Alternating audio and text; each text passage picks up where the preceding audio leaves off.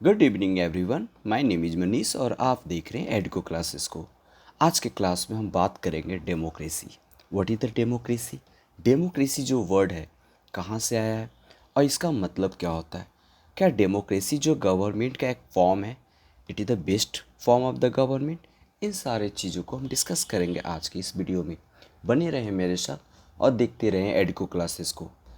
दोस्तों, अगर आपको ये वीडियो पसंद आए तो लाइक कर दें और दोस्तों के साथ शेयर कर दें। ये वीडियो उन सारे बच्चों के लिए है जो स्टैंडर्ड 7 में हैं और साथ ही साथ उन सारे एस्पायरेंट्स जो तैयारी कर रहे हैं अपने कॉम्पिटिटिव एग्ज़ाम्स की, लाइक यूपीएससी, बीपीएससी, है ना। तो उन सारे लोगों के लिए भी ये काफ़ी ज़्यादा यूजफुल होगा, क्योंकि इसमें डिस्क्रिप्टिव अगर आप लिखने जाएंगे तो ये सारे पॉइंट आपको हेल्प करेंगे। तो बिना डिले इस वीडियो को स्टार्ट करते हैं। सबसे पहले हम बात करेंगे डेमोक्रेसी जो वर्ड्स है, एक लैटिन वर्ड, ग्रीक वर्ड से आया है। ग्रीक वर्ड डेमोक्रेशिया, जिसका मतलब होता है कॉमन पीपल, और डेमोज का मतलब होता है कॉमन पीपल, क्रेटोज का मतलब होता है पावर। तो अब्राहम लिंकन ने डेमोक्रेसी पर एक अच्छा सा डेफिनेशन जो वर्ल्ड वाइड फेमस है, उन्होंने बोला था कि democracy is the government of the people, by the people and of the people. Very very most important and famous slogan by Abraham Lincoln.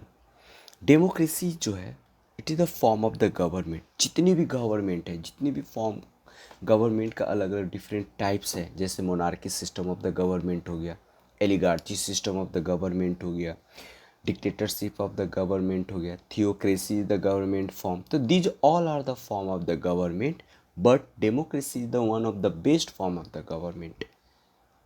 तो आप इससे अंदाज़ा लगा सकते हैं कि डेमोक्रेसी सबसे बेस्ट है और most of the country, almost सारे कंट्री डेमोक्रेसी को चूज किए हैं। ठीक है।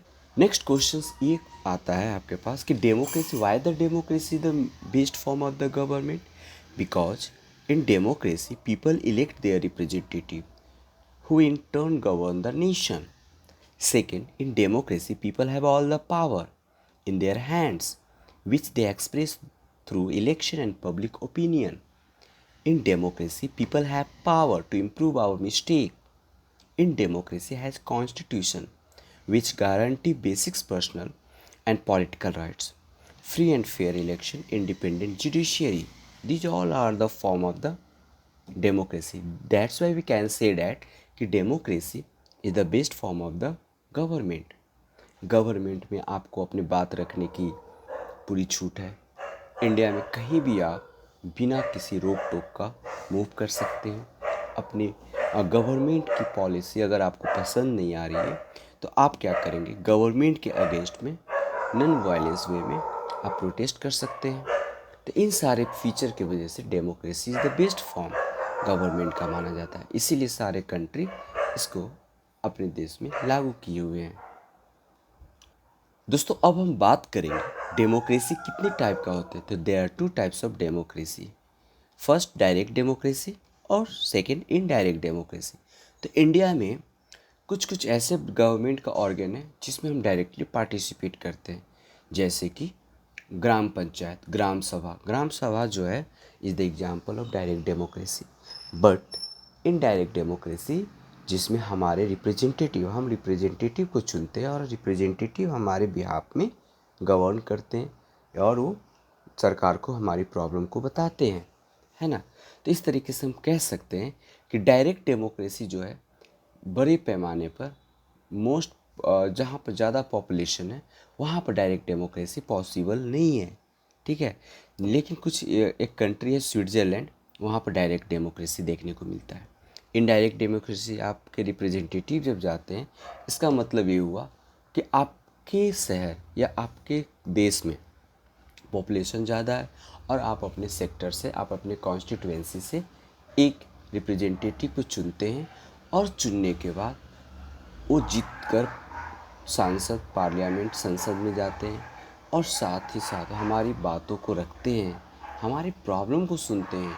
यानी हम उनको अपनी बात बताते हैं। मेंबर ऑफ पार्लियामेंट या member of legislative assembly is the medium to convey our message. Is it clear ना? तो India is the best example of indirect democracy. चलिए आगे देखते हैं। दोस्तों अब हम बात करेंगे रिपब्लिक। रिपब्लिक क्या है? रिपब्लिक उसे कहते हैं जो state head of the government, elected president या prime minister, head of the state यानी प्रेसिडेंट। हम एक republican country, because in our country head of the state जो होता है वो आपका प्रेसिडेंट होता है। प्रेसिडेंट एक इलेक्टेड पोस्ट होता है, इसीलिए हम कह सकते हैं कि we have a power, we are capable to make the law. Okay. Constitutional monarchy. Next हम बात करेंगे कॉन्स्टिट्यूशनल मोनार्की क्या होता है। जहाँ पर किंग और क्वीन हेड होता है स्टेट्स का, but elected parliament has all power. The power of the monarch is limited and the people are assured of their basic human rights.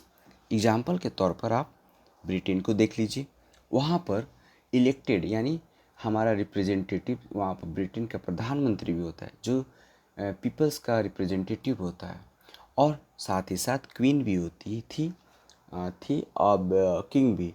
तो उनके पास जो पावर होती थी वो नॉमिनल पावर होती थी, लेकिन जो इलेक्टेड पर्सन्स होते थे, जो पीपल्स के द्वारा चुने गए हैं, वो उनके पास पावर ज़्यादा पावर होती थी। ठीक है, तो इस तरीके से हम कह सकते हैं कि जिस कंट्री में अभी भी किंग क्वीन और डेमोक्रेटिक आ गया है, उसमें king queen as a president के तरह नॉमिनल पावर होता है, लेकिन एक्चुअल पावर चुने गए रिप्रेजेंटेटिव के पास होता है। और कौन चुनता है? पीपल चुनते हैं। ठीक है। New Zealand became the first nation to grant equal voting right to all in 1894। Very very important, इसको ध्यान रखेंगे कि न्यूजीलैंड जो था फर्स्ट एक नेशन बना जो 1893 में आपका इक्वल वोटिंग राइट दिया था। न्यूजीलैंड, ध्यान रखेंगे। ठीक है, 1893। दोस्तों अब हम बात करेंगे कि element of democracy. What are the feature of democracy that makes it so popular? First, rule by the people. पहला जो फीचर है आपका, जो डेमोक्रेसी में जो हमारे रिप्रेजेंटेटिव होता है, जो गवर्नमेंट होती है, वो रूल करती है या चुनी जाते हैं पीपल्स के द्वारा, और पीपल चुनकर उनको भेजती है रूल करने के लिए। The people choose the government through regular, free and fair election. Parliament is a body of elected representative. दोस्तों यहाँ पर आपको बता दें, पार्लियामेंट एक ऐसा बॉडी है जहाँ पर हमारे रिप्रेजेंटेटिव बैठते हैं। पार्लियामेंट कहने का मतलब Lok Sabha, Lok Sabha and Rajya Sabha. Is it clear ना? चलिए आगे देखते हैं। Which will rule the country on behalf of the people. हमारे जो रिप्रेजेंटेटिव होते हैं वो कंट्री में रूल करते हैं, किसके बिहाफ में? पीपल के बिहाफ में। Government hold power only temporarily. यहाँ पर टेम्परेरली इसलिए कहा गया है कि गवर्नमेंट परमानेंटली नहीं आती, 5 साल के बाद उसे डिजॉल्व कर दिया जाता है, ख़त्म कर दिया जाता है, चुनाव होती है। People are free to criticise the elected representative and vote them out of power. और पीपल्स के पास ये राइट होता है डेमोक्रेसी में कि जो इलेक्टेड रिप्रेजेंटेटिव अच्छा से काम नहीं कर रहा है तो उसका हम लोग क्रिटिसाइज भी कर सकते हैं, उसको अपने पोस्ट से हटा भी सकते हैं नेक्स्ट इलेक्शन में। चीज़ें समझ में आ रही होगी। सेकेंड जो फीचर है, justice and equality. Justice and equality two pillar of democracy. Justice is to give each one what is due to him or her as a person. Okay, so now we can say equality. Every citizen is equal before the law. There shall be no discrimination by virtue of caste, sex, religion, wealth, etc. Next, it guarantees the basic human right to every citizen.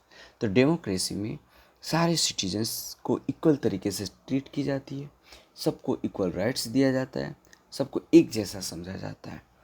Next feature है the rule of law. Democracy are several law to limit the power of the government. बहुत सारे rules बनाई जाती है constitutions में जो क्या करती है, गवर्नमेंट की पावर को लिमिट कर देती है। Okay, maintain order and protect the right of citizens. All citizens are equal in the eye of the law. Eye of the law. No one have the law, not even a king or an elected president. कहा जाता है we all are equal before the law. कानून के नज़र में हम सब एक है, चाहे आप किंग ही क्यों ना हो, क्वीन ही क्यों ना हो। हाँ, प्रिविलेज मिलेगा ज़्यादा, लेकिन नज़र में सारे लोग एक जैसे समान है कानून के नज़र में। No one may be discriminate against on the basics of their races, किसी के रंग पर, धर्म पर, एथनिक ग्रुप पर, जेंडर पर आप कमेंट नहीं कर सकते हो, आप डिस्क्रिमिनेट नहीं कर सकते। अगर आप इसके बेस पर डिस्क्रिमिनेट करते हो, you are the punishable. No one may be arrested या इम्प्रिजेंट विदाउट एडिक्वेट रीजन, बिना कोई एडिक्वेट रीजन को, बिना प्रूफ किए हुए आप किसी को पनिश नहीं कर सकते, आप किसी को इम्प्रिजेंट मतलब जेल में नहीं भेज सकते। टॉर्चर और ill treatment of prisoner is forbidden. Is it clear ना? Next, government for the public good. Government is elected to work for the well of the public. Government इसलिए चुना जाता है ताकि वो लोगों की काम कर सके, लोगों की भलाई का काम कर सके। Citizens participate actively in its functioning. और गवर्नमेंट की जो वर्क होता है लोकल गवर्नमेंट, उसमें पीपल डायरेक्टली हेल्प करके सारे लोगों को रिक्वायरमेंट को फुलफिल करने की कोशिश करते हैं। The people elect their representative. The limits and requirement for democracy. Every one wins something. सारे लोग डेमोक्रेसी में जीत सकते हैं। ऐसा नहीं है कि जो एक बार जीत गया वही राजा बनेगा, सारे लोग बन सकते हैं। People must respect the law and reject violence.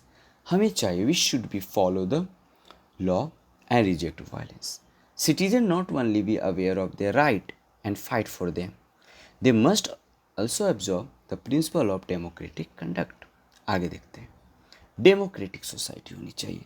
Democracy is the based on two important principle, एक लिबर्टी और दूसरा क्या है, equality. Individual freedom and equal opportunity are necessary condition for a democracy to be successful.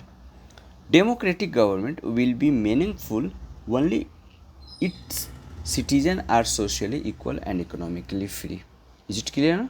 हमारे जो संविधान है या डेमोक्रेसी है उसमें फंडामेंटल राइट्स भी, फंडामेंटल डेमोक्रेसी को इन्हेंस कर देता है। फंडामेंटल राइट्स जो है आगे चलकर पढ़ेंगे फंडामेंटल राइट्स क्या होता है। फंडामेंटल राइट्स जो आर्टिकल है 12 से लेकर 35 तक मेंशन की गई है। पार्ट आपको 3 देखने को मिलेगा। जो फंडामेंटल राइट्स है ना, ये यूनाइटेड स्टेट्स से लिया गया और वहाँ पर उसको बिल ऑफ राइट्स कहा जाता है। इज इट क्लियर ना? फंडामेंटल राइट्स 12 से लेकर 35 आर्टिकल्स तक है। 6 फंडामेंटल राइट्स हैं। कितने फंडामेंटल राइट्स हैं? 6। ओके। और आर्टिकल 12 से लेकर 35 तक है। और किस पार्ट्स में? तो पार्ट 3 में।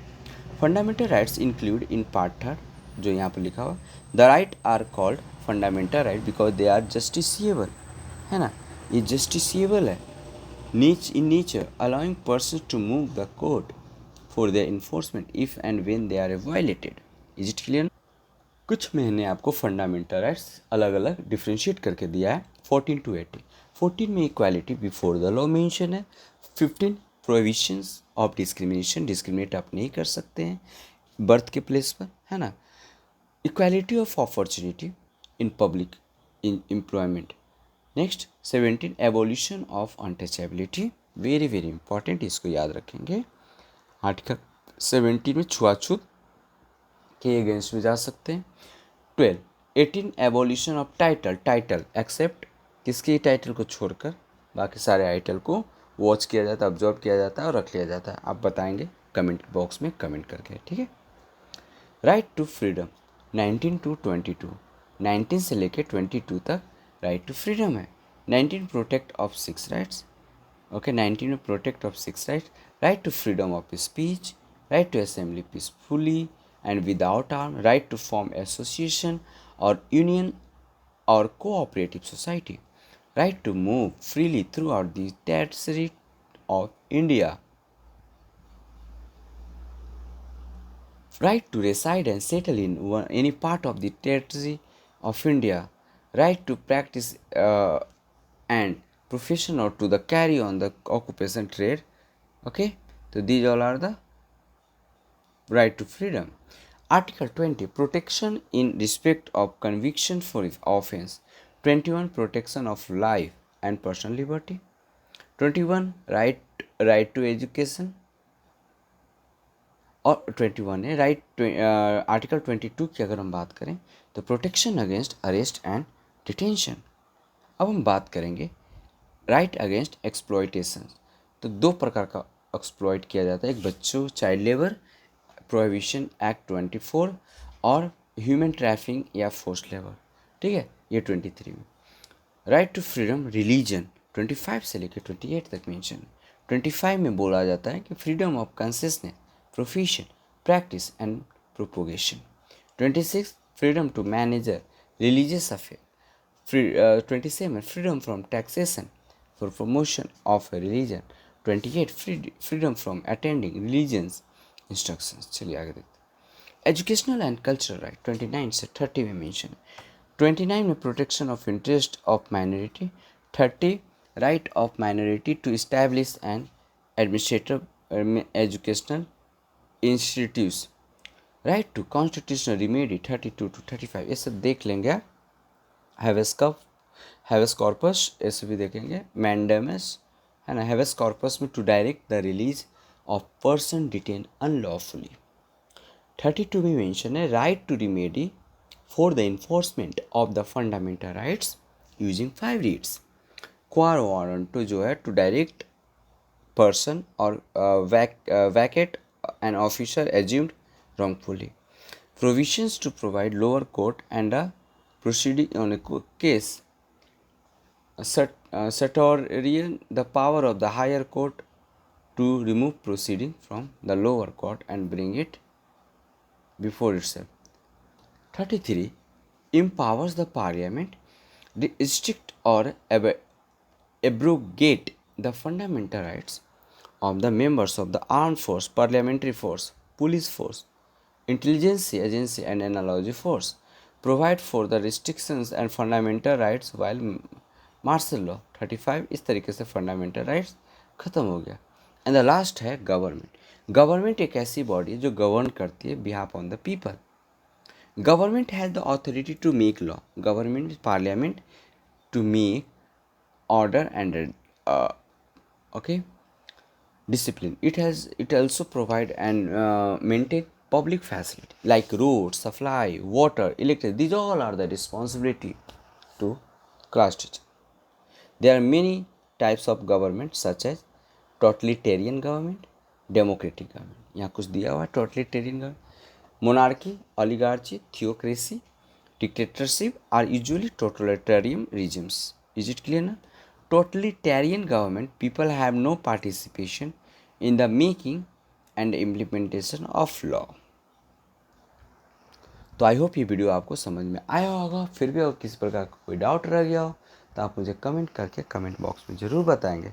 तब तक अपना अच्छे तरह से पढ़िए लिखिए। Have a good night, all the best.